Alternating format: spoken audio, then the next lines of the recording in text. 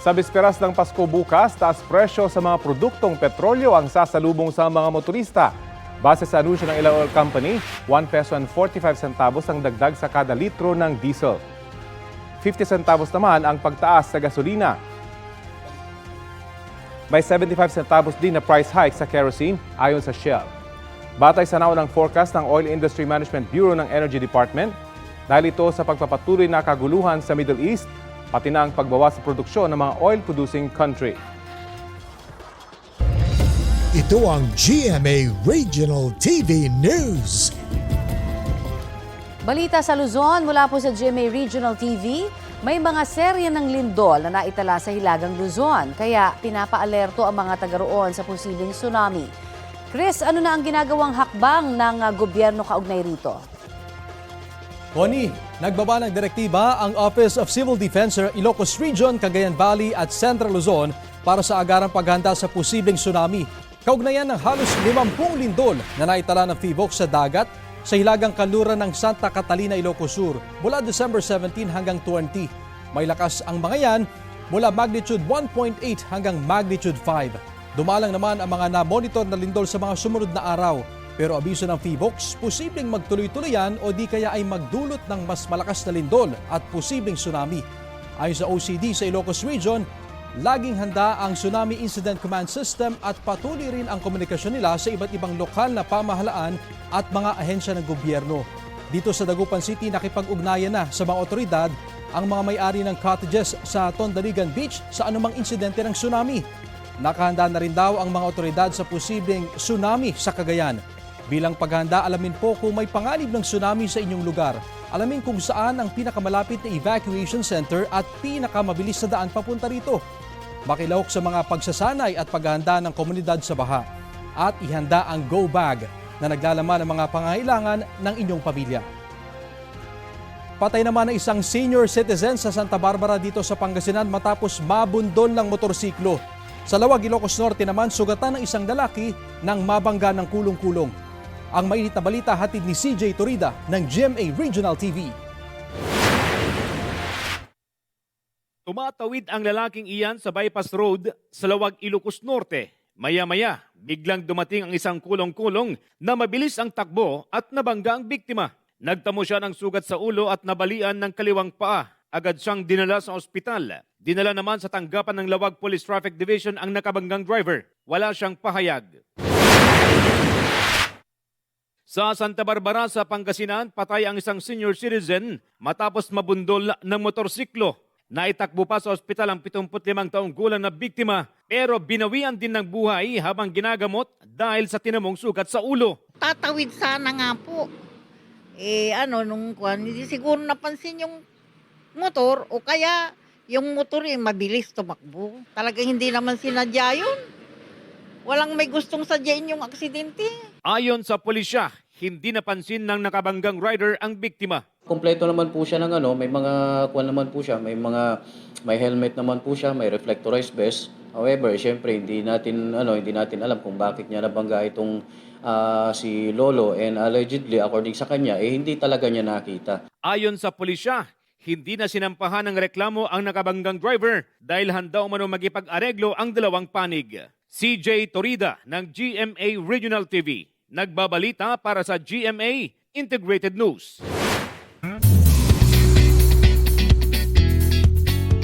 Mga mare at pare, nagningning ang mga bida ng 50th Metro Manila Film Festival sa Parade of Stars nitong weekend.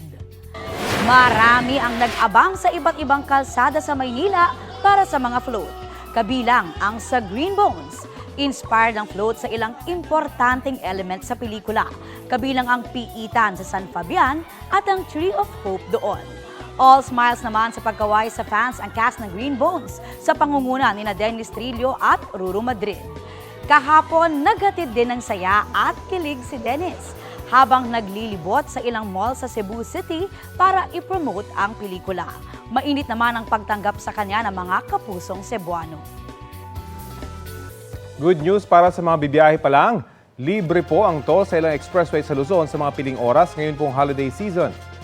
Sa anunsyo ng Metro Pacific Tollways Corporation, hindi magbabayad ng toll ang mga daraang motorista sa North Luzon Expressway NLEX Connector, Subic-Clark-Tarlac Expressway o SCTEX, Cavite-Laguna Expressway o CALAX at Manila-Cavite Expressway o Cavitex simula po alas 10 ng gabi sa December 24 hanggang alas 6 ng umaga sa December 25.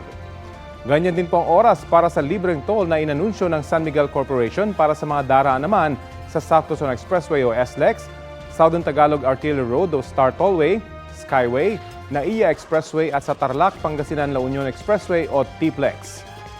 Mauulit po ang libreng toll sa mga nabanggit na expressway simula alas 10 ng gabi sa December 31 at hanggang alas 6 ng umaga sa January 1, 2025.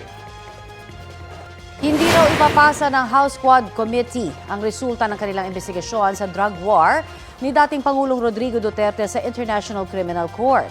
Sabi ni Quadcom Overall Chairperson Congressman Robert Ace Barbers, ibibigay lamang nila ang kanilang report sa Department of Justice at hindi sa ICC dahil hindi na miyembro ng ICC ang Pilipinas. Pilipinas lamang anya ang makikinabang sa kanilang investigasyon. Tulad daw ng sabi noon ni Pangulong Bongbong Marcos, naninindigan silang hindi makikipagtulungan ang pamahalaan sa investigasyon ng ICC.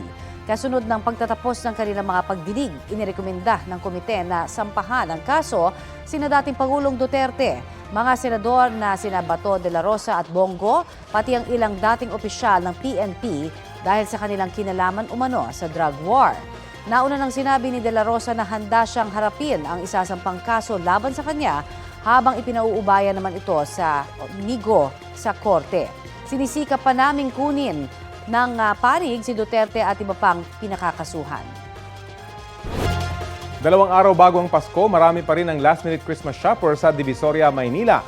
May ulot on the spot si Bernadette Reyes. Bernadette! Rafi, bisperas na ng Pasko bukas pero marami pa ring humahabol mamili ng panregalo dito sa Divisoria sa Maynila. Kailangan lang magbaon kayo ng mahabang pasensya kapag ka mamimili dito, lalo na dito sa May Ilaya Street. Dahil talaga may mga pagkakataon na mabigat yung daloy ng mga tao dito. Pero marami talagang murang mapamimili dito. Halimbawa na lamang marami tayo ditong mga sale items na mabibili. Dito nga sa pwestong ito, Rafi, imagine mo sa halagang 150 pesos ay 4 na shorts na ang pwede mong bilhin. Marami tayong mga nakausap dito na mga mamimili na sabi nila ang budget nila ay 1,000 pesos lang at yan daw ay kasya na raw para sa ilang miyembro ng pamilya bilang panregalo. Actually, marami talaga ngayon mga kapuso natin ang namimili na lamang online dahil nga naman mas maginhawa pero iba pa rin talaga ang halina ng Divisoria. Kanina narinig ko ito si Kuya, sabi niya dito raw mamili sa Divisoria. Sir, live po tayo sa Balitang Hali. Anong pangalan po ninyo? Jetro po. Jetro. Sige Jetro, ano yung sabi mo? Bakit po dapat dito pa rin sila personal na bumili kaysa online? Kasi nahawakan nila yung paninda, ma'am, di sa online. Pagdating, iba na yung dumarating po. Opo. May narinig ako, sabi mo kanina, mga scammers. Opo, ano po bang ibang modus sa online? Ano, bato po yung laman po nung parcel, ma'am. Minsan ganon. Minsan magkaibang size, ganun. Minsan magkaibang size. Okay, Opo. salamat Jetro. Ayan, alam mo, Rafi, ang sinasabi nga na ibang mga namimili dito, maganda pa rin daw kasi talaga na personal na nakikita mo yung mga items na iyong binibili. Halimbawa na lamang yung mga damit, alam mo yung sukat na iyong pagbibigyan, lalong-lalo yung mga items kagaya ng sapatos. Yan daw ay kailangan talagang masukat na mga mapagbibigyan. Eto si ma'am.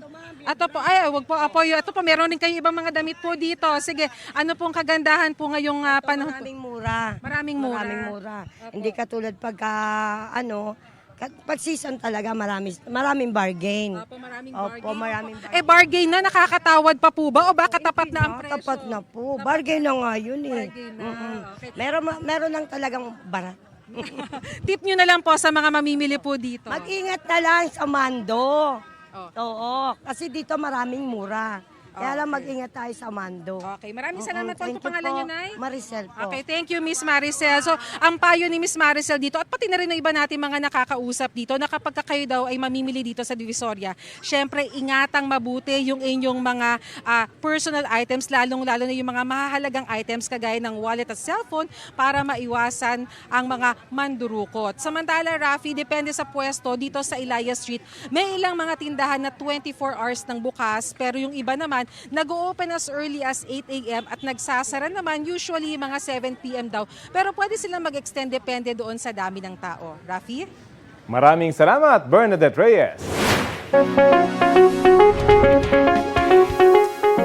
Ngayong kabi-kabila na nga ang parties and gatherings, dapat maging alerto rin po tayo sa ating kalusugan ayon sa ilang mga doktor. Babala po ng mga doktor, tuwing holiday season ay dumarami po ang insidente ng stroke, heart attack at iba pang sakit sa puso.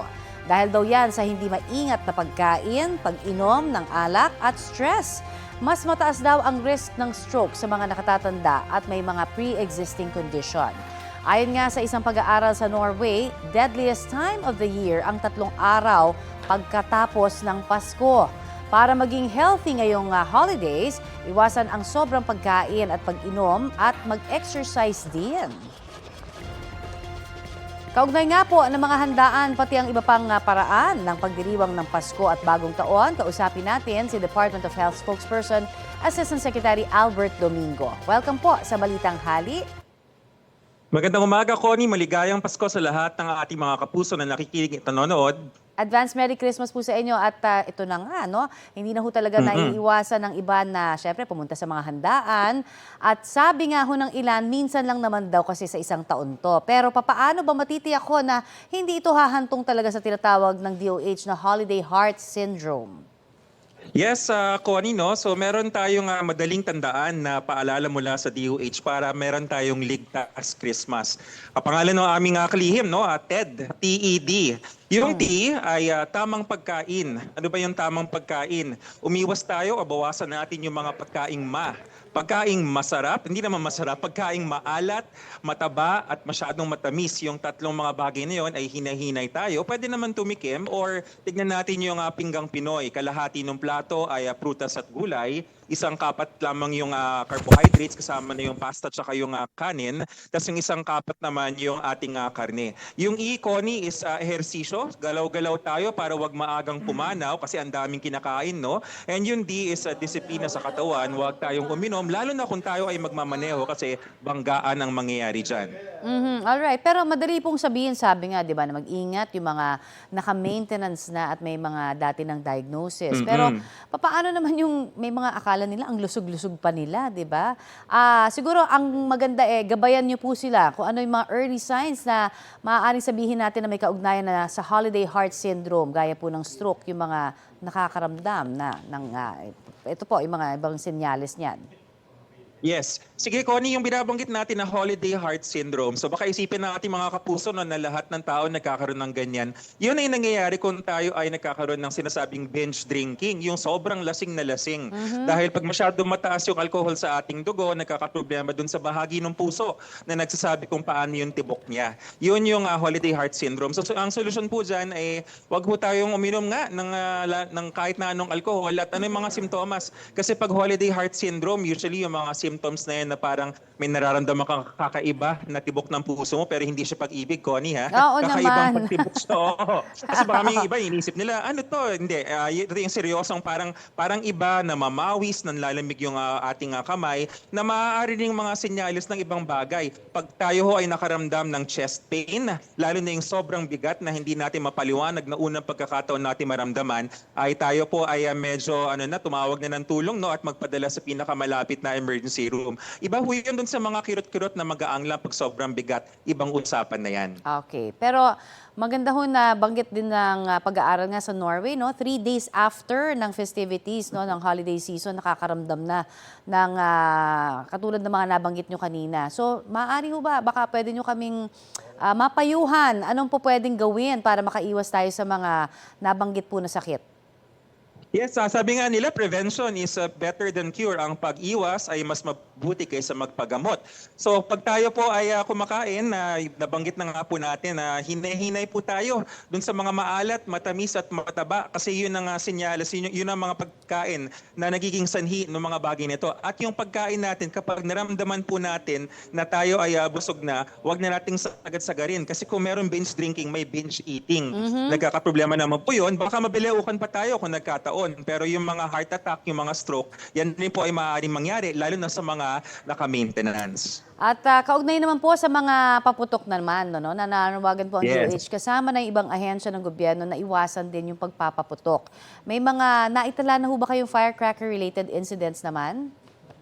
Connie, awa ng Diyos, no? Wala pa kaming nakukuha na malaking bilang, no? So hindi ko lang hawak yung exact na numero. Nagsimula ang ating monitoring December 21, kada taon na tayo nagsisimula niyan, no?